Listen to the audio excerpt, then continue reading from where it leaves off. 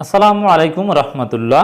25 December 23 নির্বাচন নিয়ে এখন পর্যন্ত যা ঘটছে সরকার একটুও ছাড় পাবে না।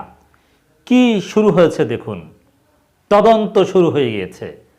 এগুলো প্রত্যেকটা ঘটনা ইঞ্চিতে ইঞ্চিতে কড়ায় গান্ডায় হিসাব রাখা হচ্ছে এবং যুক্তরাষ্ট্র, জাতিসংঘ, পশ্চিমাদের কাছে প্রত্যেকটা সরকার বা সরকারি দল কর্তৃক নির্বাচন কেন্দ্রিক সহিংসতার নাটকের জবাবদিহিদের মুখোমুখি হতে হবে।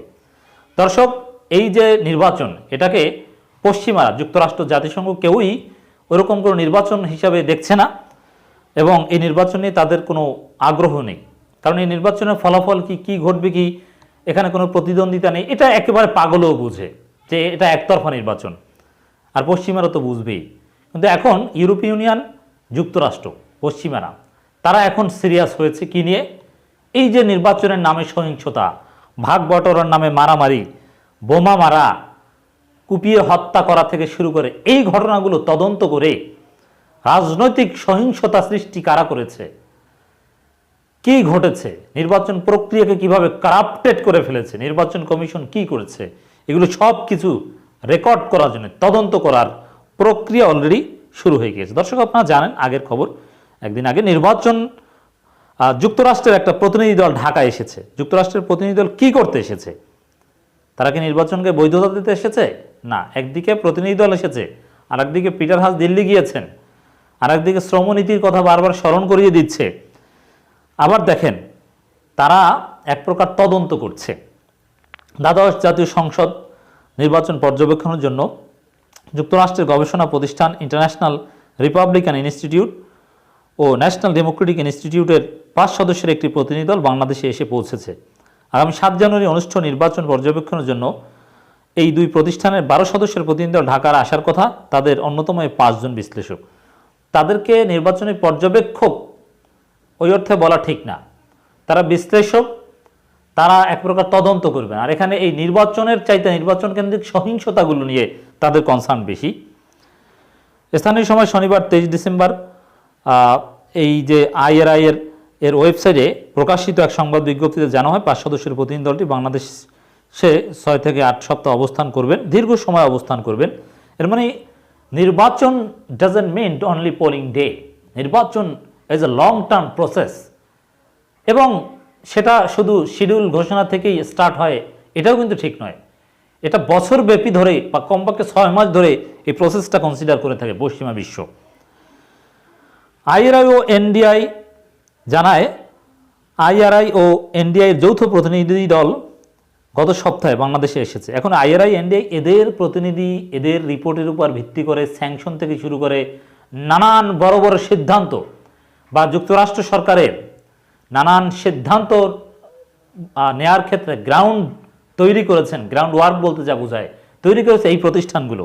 অতএব এদের গুরুত্ব প্রয়োজনীয়তা অপরিসীম এবং এরা যে এই নির্বাচনকে ফেয়ার বা গ্রহণযোগ্য হয়েছে এরকম কোনো বৈধতা দিবে না, এটা 100% নিশ্চিত। এটা সরকারও জানে, সরকার বিরোধীরা সবাই জানে, সিভিল সোসাইটির লোকজনও জানে।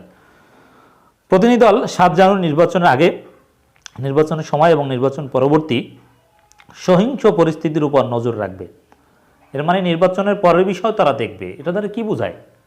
নির্বাচনের পরের সহিংসতাও তারা দেখবে। নির্বাচন এখানে মুখ্য নয়, আগে পরে সহিংসতা, এটাকেই তারা মার্ক করে তারপরে যে ব্যবস্থা নেয় সেগুলো নিবে।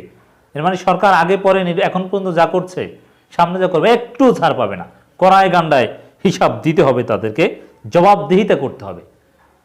যুক্তরাষ্ট্র বন্ধুরাষ্ট্র হিসেবে, ডেভেলপমেন্ট পার্টনার হিসেবে, এমনকি মহান স্বাধীনতার পর থেকে কিভাবে বাংলাদেশকে পুনর্গঠনে যুক্তরাষ্ট্র বিভিন্ন এইড দিয়ে সহায়তা করেছিল, এটা কিছুদিন আগে ইউএস এম্বাসি ঢাকা স্মরণ করিয়ে দিয়েছে একটা ফেসবুক পোস্টের মাধ্যমে। যারা বাংলাদেশে নির্বাচন কমিশন থেকে অনুমোদন পেয়েছে এবং 6 থেকে 8 সপ্তাহ বাংলাদেশে থাকবেন, তারা বিভিন্ন ধরনের নির্বাচনী সহিংসতা বিষয়ভিত্তিক বিশ্লেষণ করবেন। এর মধ্যে রয়েছে দলের অভ্যন্তরীণ কোন্দলের কারণে সহিংসতা। দেখেন, এই যে অভ্যন্তরীণ কোন্দলের কারণ বিশ্লেষণ করতে গেলেই তো ধরা পড়ে যাবে যে আসলে এই যে নির্বাচন, ডামি প্রার্থী, বিদ্রোহী প্রার্থী, স্বতন্ত্র প্রার্থীকে অনুমোদন, এর মানে সব নিজেরা, এখানে কোনো বিরোধী নাই। এবং কেন আওয়ামী লীগ নিজেরা মারামারি করেছে, অভ্যন্তরীণ কোন্দল বিশ্লেষণ করতে সেটা আসবে না? সব এসে যাবে। জাতীয় পার্টির ঘটনা, বিরোধী দলের সাথে আসন সমঝোতা, অটোমেটিক্যালি সব সামনে পড়ে যাবে, মানে ধরা পড়ে যাবে। আন্তদলীয় সহিংসতা, আন্তদলীয় সহিংসতা বলতে কিছু নেই, সব একদল এখন। নারী ও অন্যান্য প্রান্তিক গোষ্ঠীকে লক্ষ্য করে সহিংসতা, অনলাইন হয়রানি, হুমকি। এই যে লিফলেট বিতরণ করছে তার বিরুদ্ধেও ব্যবস্থা নেওয়ার কথা বলছে নির্বাচন কমিশনাররা, এগুলো তাদের তদন্তে উঠে আসবে ডেফিনেটলি। আর দেখেন আন্তদলীয় সহিংসতা আমরা বলবো কনসেন্সে, এই যে যুক্তরাষ্ট্র আওয়ামী লীগের সাথে শুনেছেন যে তথাকথিত বিরোধী দল দাবি করা ধ্বজভঙ্গ পার্টি, জাতীয় পার্টি, এই জাতীয় পার্টির সাথে আওয়ামী লীগের মারামারি হয়েছে, কখনো শুনেছেন? আমি তো শুনিনি। এর মানে কি? মারামারি যত প্রতিযোগিতা সব নিজেরা, এখানে বিরোধী দল বলতে কিছু নাই। একদলীয় কোনো নির্বাচন হতে পারে না, যেখানে কোনো বিকল্প প্রার্থী, বিকল্প বেছে নেওয়ার সুযোগ থাকে না, সেটাকে নির্বাচন বলার কোনো সুযোগ নেই, বদিউল আলম মজুমদার বলেছেন, সাফ কথা। অতএব যুক্তরাষ্ট্র ভালো মতোই প্রস্তুতি নিচ্ছে, নির্বাচন পরবর্তী ব্যবস্থা নেওয়ার গ্রাউন্ড ওয়ার্ক চলছে, শুরু হয়ে গিয়েছে অলরেডি, অনেকে এসেছেন। এসব সহিংসতা মোকাবিলায় রাষ্ট্রীয় প্রতিষ্ঠানে ভূমিকা দেখবে প্রতিনিধি দল। এছাড়া প্রতিনিধি দল নির্বাচন প্রক্রিয়া শেষ পরবর্তী নির্বাচনের সহিংসতা কমাতে গঠনমূলক ও সুপারিশ সহ নির্বাচনী সহিংসতার উপর একটি মূল্যায়ন প্রতিবেদন উপস্থাপন করবেন। বারবার সহিংসতার বিষয়টা চলে আসছে, এর মানে সহিংসতা এটার উপর এই যে ঘটনা, সহিংসতা কি শুধু নিজেরা না। দেখেন এই যে বিএনপির উপর ভয়ানক দমন পীড়ন, এই যে কথাটা, দিস ইজ ভেরি ইম্পর্টেন্ট। রাষ্ট্রীয় প্রতিষ্ঠানের ভূমিকা, এর মানে পুলিশ কি ভূমিকা পালন করেছে, বিএনপি জামাতের লোকজনকে কতটা নির্দয়ভাবে পিটিয়েছে, নির্দয়ভাবে গ্রেপ্তার করেছে, শাস্তি দিয়েছে।